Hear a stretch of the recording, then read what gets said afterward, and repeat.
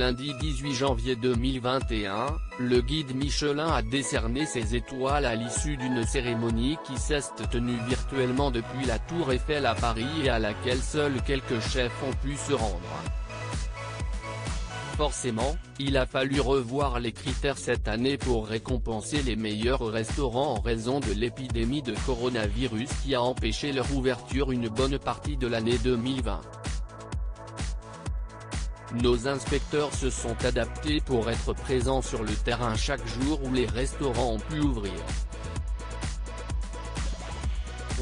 Avec le renfort de collègues internationaux, on a pu réaliser autant de repas que les années précédentes, a assuré Gwendal Poulenec, le directeur international des guides Michelin. Ainsi, ce sont 57 établissements qui ont pu recevoir une nouvelle étoile. Alexandre Mazia est le seul chef à avoir décroché sa 3e cette année avec son restaurant M à Marseille. 2 restaurants ont suffisamment convaincu pour être récompensés une seconde fois, lesquels sont tenus par Cédric Decker, La Meurise, La Wac, et Hélène Darroze, Marsan, Paris. Enfin, ils sont 54 à avoir reçu leur première étoile. Et parmi les chanceux, on retrouve 3 visages bien connus du grand public grâce à leur participation à Top Chef.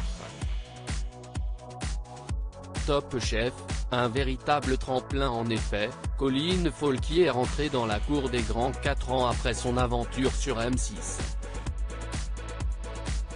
La jeune chef est aux commandes du restaurant Signature à Marseille. Sur Instagram, elle n'a pas caché son émotion, prenant soin de remercier son équipe, son chéri mais aussi son parrain Michel Saran.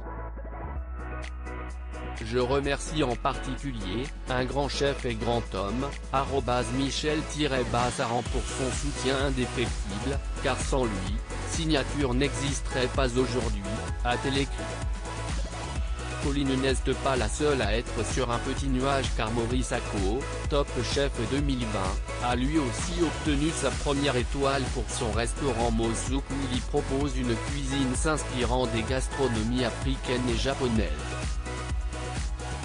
Si est aussi l'occasion de fêter le fait que nous soyons le premier restaurant ayant l'Afrique au menu, entre autres, distingué par le guide Michelin en France, quelle fierté, a-t-il d'ailleurs souligné à travers un post Instagram.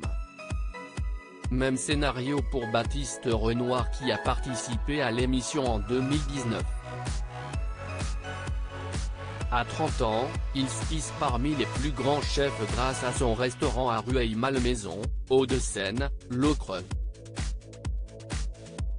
Comme ses confrères, il a pris le temps de partager son bonheur sur les réseaux. Elle me touche au plus profond du cœur car nous n'avons pas fermé un seul jour et le combat mené par toute l'équipe en essayant de rester fidèle à nos valeurs. Après 15 années de cuisine étoilée auprès de chefs qui m'ont tout marqué, 2 ans d'ouverture elle arrive enfin, s'est-il extasié.